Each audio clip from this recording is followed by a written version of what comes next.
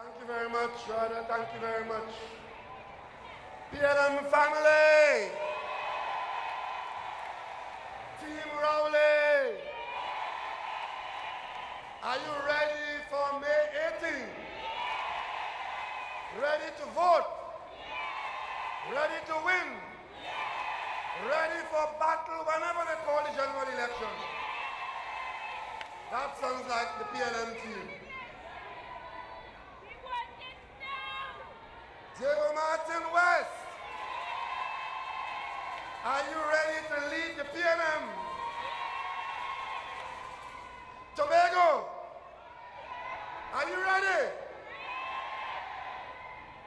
Mr. Chairman Franklin Khan, Chairman of the People's National Movement, Vice Chairman Mrs. Camille Robinson Regis, General Secretary Mr. Ashton Ford, Deputy Political Leader, Party and Elections, Mrs. Joan Yule Williams, Deputy Political Leader, Legislative, Ms. Marlene MacDonald, Deputy Political Leader, Policy, Mr. Rohan Sinanan, other party officers, the Mayor of Port of Spain and Mrs. Timke, the Mayor of San Fernando, Mayor of Point Fortin, Mayor of Arima, Chairman of Corporations, councillors, party officers, all from the various constituencies, my dear wife and strength and strongest supporter, Sharon, and the rest of my family gathered here this evening. Party members all, supporters, well-wishers listening at home, members of the media, members of the protective services, permit me to acknowledge one very special person, special to the PNM, special to me, my campaign manager, Jackie Lazarus, all the way from Baku in Azerbaijan.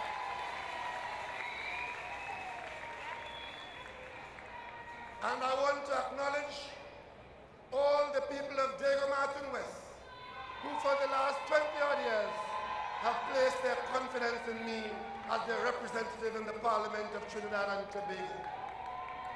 I want to acknowledge the people of Mason Hall in Tobago, and those who taught me at Bishop's High School in Tobago, and those who taught me at the University of the West Indies in Trinidad and the rest of the West Indies. I make these acknowledgements so as to let you know that whatever you see in me, whatever you like in me, whatever you want of me, it is not of my doing, but of all these winds from beneath my wings.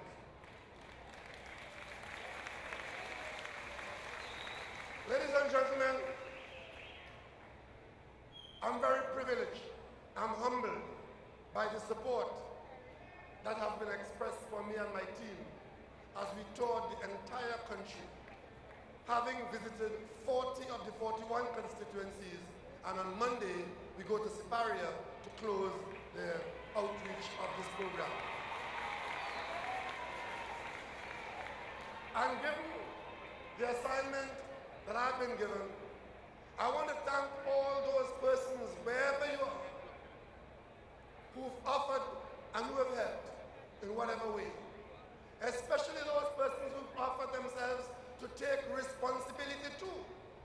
Because every office holder in this party, chairman of the party group, secretary, wherever you are, and those who have offered to serve at the national level, I want to thank you for having offered to serve under my leadership. I want to thank you very sincerely for offering to serve the people of Trinidad and Tobago. We have come to this place being a few days away from our internal election. You go to the polls, and on this occasion, for the first time in the history of this venerable party, every party member is required to go to the polls and to choose the best man or woman for one or all of the 15 positions. And let me remind you, when you go to vote, you have 15 votes. don't try to give me all 15 on my ballot.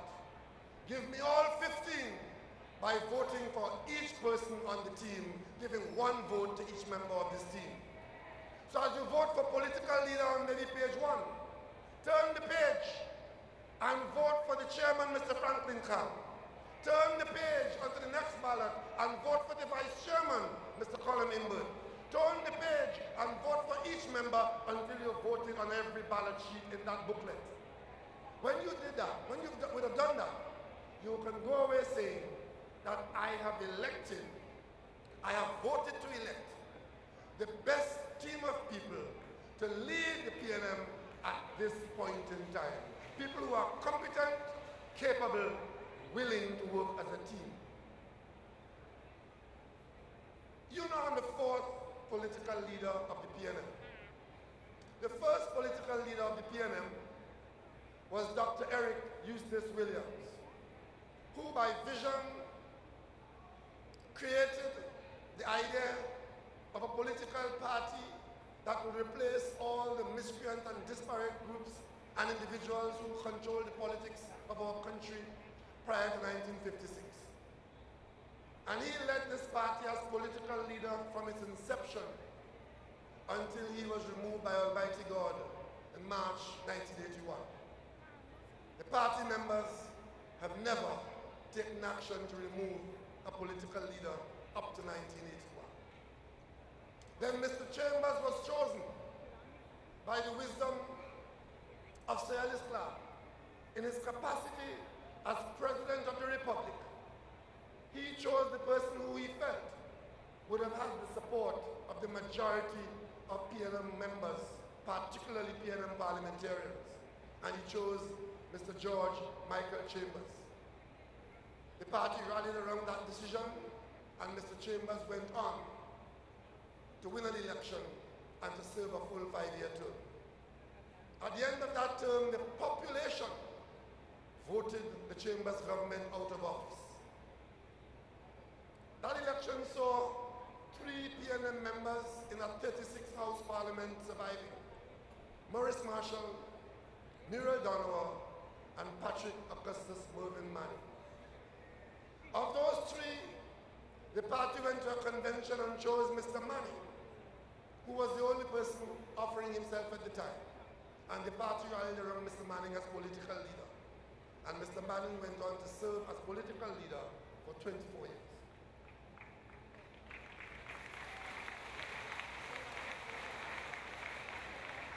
I just want to remind you that 25 years Dr. Williams' service is nothing to sneeze at. And 24 years Mr. Manning's service is nothing to take very lightly. And Mr. Chambers' 5 years happened to have been a very difficult 5 years.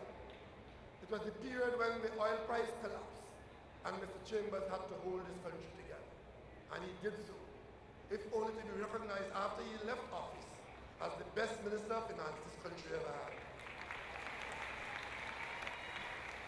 But those 3 prime ministers never had to face what you are facing now. Being called upon, party members all, to come out and choose a political leader, one who had not always been the favorite of all. Because I have had, in this long journey, to make some twists, some turns, some shouts, and some whispers, to be able to be here today, saying to you, judge me on my record, and choose me on my record.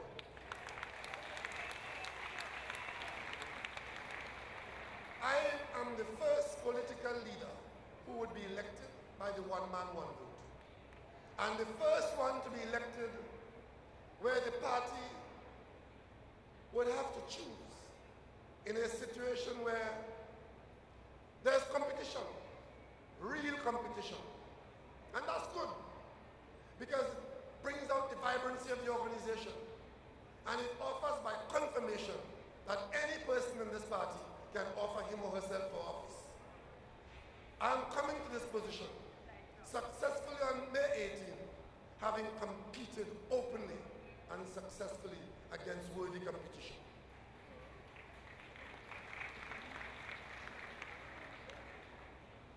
I offer myself to you against the background that one of my team in the parliament 2 days ago told the media that he is undecided about who to vote for.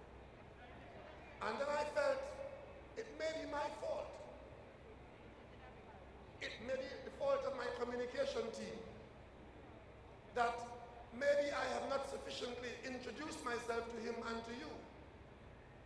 And maybe I should do that so that if he and others are undecided, they may consider me the most appropriate person for the job that I seek. Because make no bones about it, when one offers oneself for leadership of the PNM, you are automatically offering yourself for the post of Prime Minister of Trinidad and Tobago. And tonight from this platform in a PNM gathering, I'm offering myself for the position of political leader of the PNM and Prime Minister of Trinidad and Tobago. And if I fail as political leader of the PNM, I will automatically have failed in the application for Prime Minister. But when I win as political leader, I count on you to rally behind the red, behind the Balizé, to allow me to become the Prime Minister of Trinidad and Tobago.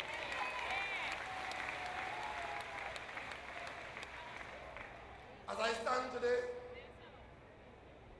I have 23 years of parliamentary experience. I spent 15 years in the opposition and 10 years in the cabinet. I spent 4 years in the Senate. I've had experience in the cabinet, serving on one of the most important committees under one of the most visionary prime ministers. I served on the Energy Committee of the cabinet. I served as an executive in a multilateral organization.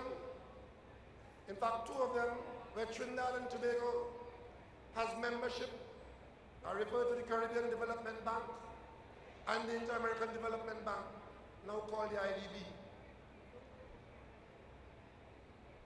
I served in state enterprise sector. I was the general manager of a state enterprise, the National Quarries Company.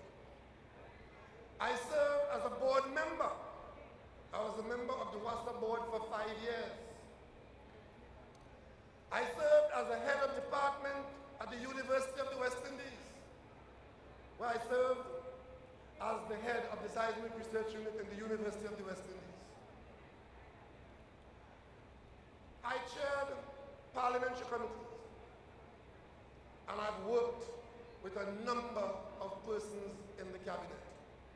In this campaign, nothing has humbled me more than to see, without prompting on my part, a wide cross-section of the colleagues that I serve with in the cabinet have come out and said to the country that we, this 20 members of the cabinet that I serve with, have come out and told the country that they endorse my candidacy and they endorse the team that I put forward.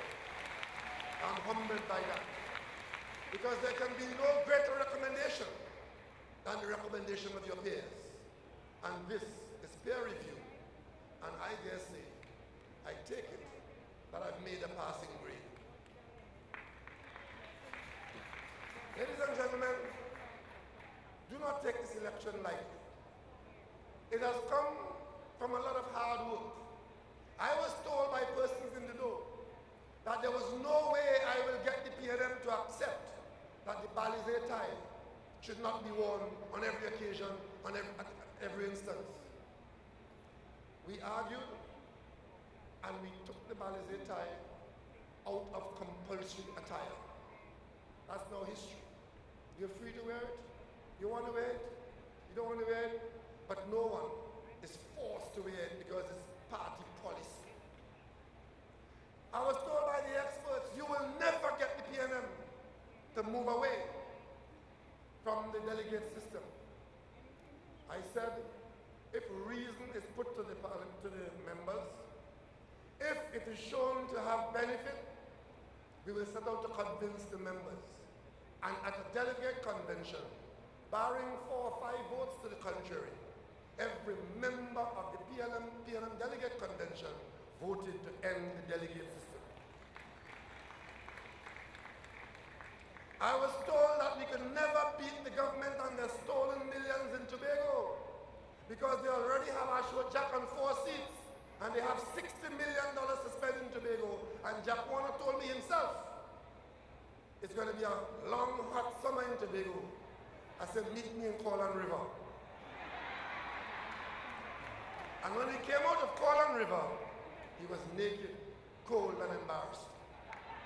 Not only did we hold our 8 seats in Tobago, we won 60% more votes, and we won every seat in the assembly. I was told that we could not win the local election. In fact, one prominent party member had a party that night at his house to celebrate our defeat in Tobago, and they were selecting the next political leader. And you would hear them now. We didn't win in Tobago. Rowley didn't win in Tobago. But I rest assured that if we had lost in Tobago, Rowley would have lost in Tobago, and they were picking a new political leader. You, the party members, and PLM supporters are across Trinidad. You gave us an outstanding victory, and today we hold executive authority in 8 local government bodies. I was told that we couldn't attract young people under my stewardship, and the screening committee under my chairmanship put out the largest number of young people ever put out by the PNM in a local government election, and the vast majority of them won their seats handsomely. And today, a generation of young people is serving at executive level in every corporation in Trinidad and also in the THA in Tobago. I was told that we could not win the by-election because we lost so badly in the general election. I was told that Terence Singh was not the candidate because he didn't belong to a particular group and he didn't look a particular way. And I said, I have confidence in the innate decency and good sense of every citizen of Trinidad and Tobago, regardless of their race, creed, color, or geographic location. And we put Senator Terence Singh up in St. Joseph. And you, the party members and our supporters, you backed him to the hill. And today we call him Terence Singh, Member of Parliament for St. Joseph. And now we come to an election, as they call it, a test match. And when you have nothing to recommend you, I have to hear that the PNM is losing ground. Well, if they can't differentiate between victory and defeat, show them real defeat on May 18th. They must learn what defeat is. After May 18th, they will know clearly what defeat is. You come up against heavyweights, and you're punching like a lightweight. If you want to lead the PNM, you have to be a heavyweight. The PNM punch in the heavyweight division. When we amended our constitution, it was not to strengthen incumbency. It was to weaken the stranglehold of incumbents on the organization. So what did we do? We removed the veto of the political leader, which was written in the constitution, where the screening committee was only required to assist the political leader. We removed that from our constitution, and we said that the authority to select candidates in the PNM now lie with the screening committee. And once you find yourself on the screening committee, by virtue of whatever post you hold in the party, under the constitution, you have an authority given to you by the constitution, and the political leader only has the right to chair and be a member. First among equals as chairman, but no veto. It doesn't mean that I have no authority. It doesn't mean that the chairman will accept mediocrity. It doesn't mean that you can bring your partner, your cousin, your friend, inappropriate and unprepared for office because the political leader has no veto. The political leader has a comment, and he'll make the comment to the screening committee. And that comment might very well be that the person in front of us doesn't appear to be the best person for the job. Because one of the requirements for representing the PNM at national executive level, local or general or THA, the primary requirement that the screening committee would face and would use as the main criteria is ability to do the job. And we have thousands of persons in our party who have the ability to do the job. So what you would be required to do is to bring before the screening committee persons who, in your best judgment, have the ability to do the job. Today we can boast that we have on a membership list of the party, which is our voters list, which we have worked on assiduously for over a year to bring us to April 30th, where we have a membership list of 80,000 members. And from that 80,000, plus others who will join us from tomorrow onwards, we will have riches to choose from as we proceed to select our candidates. Tonight I want to tell you, when you vote me into office and my team on May 18th, at the next meeting of the General Council in June, it is my intention to ask the General Secretary Ashton Ford to send out the relevant instruments and instructions to constituencies to begin to prepare for the annual convention of the People's National Movement that will take place later this year. At the next General Council meeting in the month of July, I will ask General Secretary Ashton Ford to send out the relevant communication to approximately 10 or 12 constituencies asking for nomination in these particular constituencies for persons to serve in the Parliament of Trinidad and Tobago. It is my intention in those particular constituencies not to let the PNM wait until the election is called or is upon us, but to give persons who are holding themselves out as potential candidates as much time as possible to go out there and have themselves known to the population in those areas, to campaign and to canvass, and to sell themselves in those communities as the PNM's choice for the general election, which is due in a few months' time. So we'll be calling for nominations in those constituencies.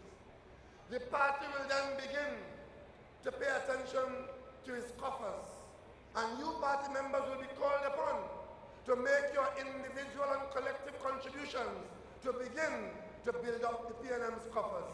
So whenever Alibaba wants to call an election with the 40 thieves, we will have our widow's might. And your widow's might will come up against the drum full of what they have stolen. And of course, you know, David stood before Goliath, and all David had was a sling and stones. So therefore, it is not what you have in your coffer, it's how you use it. So I'm putting party members on notice that we expect your generosity to be overflowing. And as we go forward, I want to let you also know, when we leave Balizé House on the night of May 18th, from May 19th, the PNM is preparing for the general election whenever they call it. I don't want you to get into this mode of believing your own statements that the general election is due in 2015 so we can relax because the election is due in 2015. That's what the law says. But don't forget that when you corner a lizard, it looks to poke into any hole. The Prime Minister will call an election anytime she believes that there's an advantage for the UNC. And if she doesn't get the opportunity, she will go down the road as far as possible until she is called by the election. So while 2015 is the legal limit, if the opportunity arises in 2014, expect an election in 2014. And whenever she calls it, the PNM must be ready, willing, and able to provide the population with the best alternative. An alternative not just based on the fact that they'll drum them out of office, but also on the fact that we would have done the work that we have done, that we are doing, to hold out to the population the best policies and programs and the best candidates who can offer the country a government of which we can all be proud. My assignment is to get this party back into government. My assignment has been to win the elections in front of us. My assignment has been to allow this organization to be one where persons with ambition can rise to the highest level commensurate with that ambition based on merit and opportunity.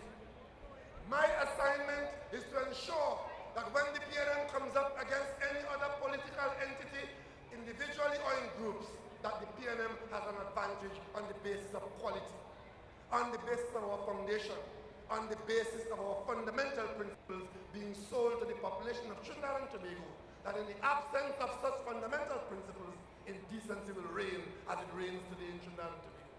In an absence of the foundation like the PNM, anybody can come from anywhere, walk into the cabinet and become your lord and master. And when you expect them to fight crime, to protect you, they're pinching people, they're nibbling people, they're cuffing people, only making news and scandalizing you.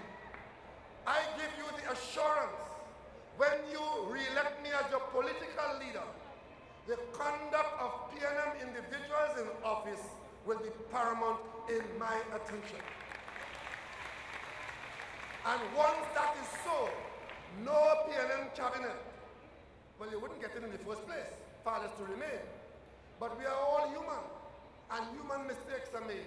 And when those mistakes are made, and there are such mistakes that warrant that you leave office, well then, you leave office, because you are not the master, you are the servant.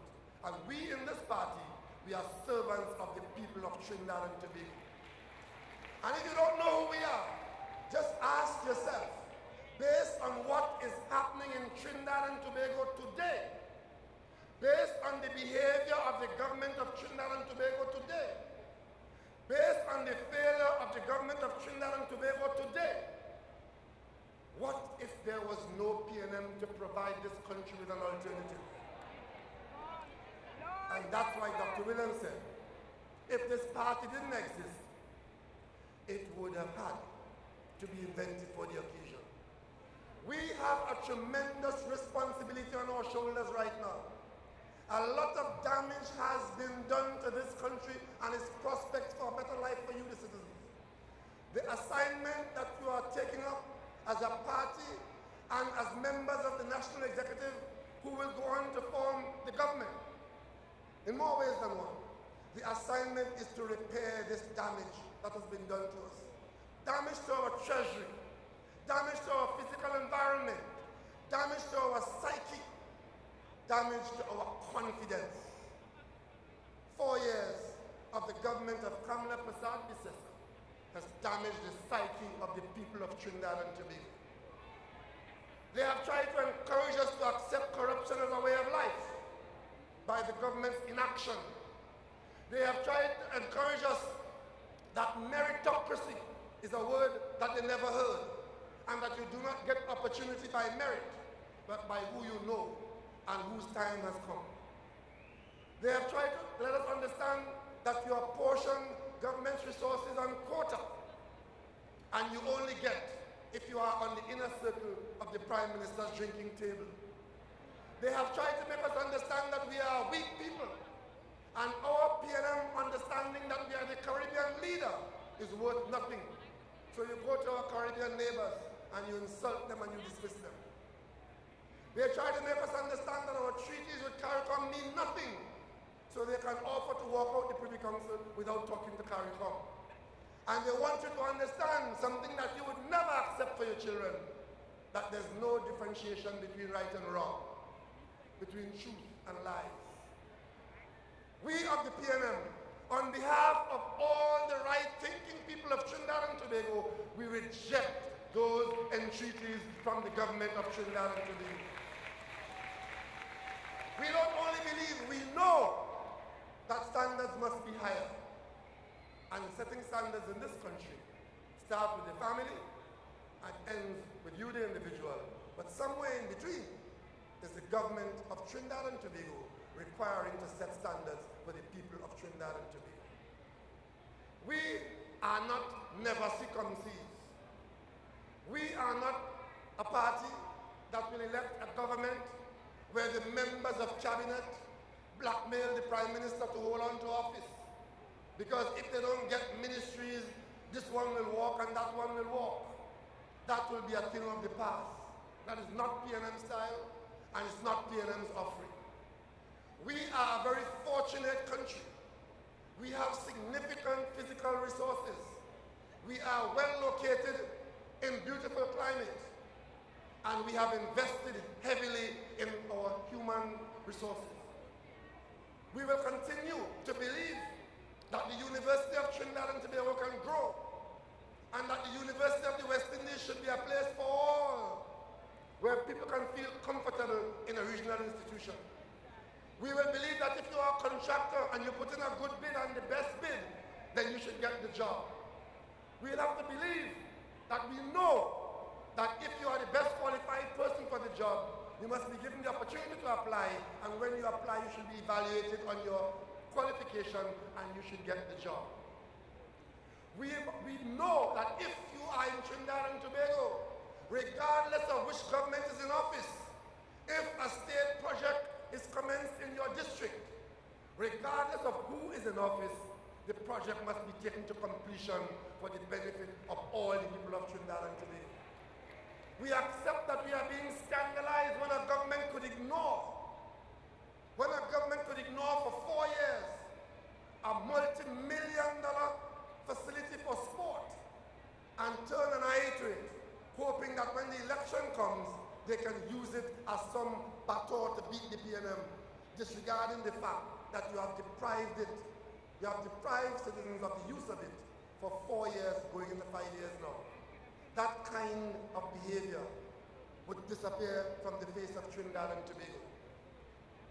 We believe that the people of Tobago have a very strong case, which the PNM supports, for full internal self-government. And that conversation must become a national conversation. And very early in the term of the PNM government, it will become one that is placed on the forefront of the national agenda, and we'll work with the people of Tobago, and as Cabinet of Trinidad and Tobago, we will ensure that the Parliament receives a document which the Parliament can vote on to the satisfaction of the people of Tobago. There are many people in this country who are suffering when the day comes, being offered help by the state, and that help is being diverted into the pockets and the bank accounts of the well-off. The social services are leaking public money like a sieve, and comfortable persons in office are stealing government money with impunity. When we reconstruct the public service, because after the election, this huge amount of ministries that have broken up the public service into dysfunctional parts where you can't even recognize it, the first thing the PNM government will do is to appoint the relevant minister with the relevant authority to work with nationals who are expert in the public service to reconstruct the public service. And when we do that, we will go down to the level of local government and ensure that we have a social support system that comes out of a ministry that provides known social services to the people who require it, who it is intended for, so when monies are directed to particular social programs, those monies will get to the persons in need, because the government's expectation is that the public monies are for particular purposes, and those purposes must be realized. That will be one of the most fundamental changes that we'll make in dispensing government services to those persons who are in greatest need. And in that reconstruction of the public service, we will ensure that what now exists, going back to colonial days, the Auditor General's Department is brought into the 21st century. Not operating as an after-the-fact arrangement, reporting to Parliament and walking away. watching public officials mishandling public assets and being able to say, I have put my report in the parliament and it's somebody else's problem. We will hold national consultations as we need to and establish either along or instead of.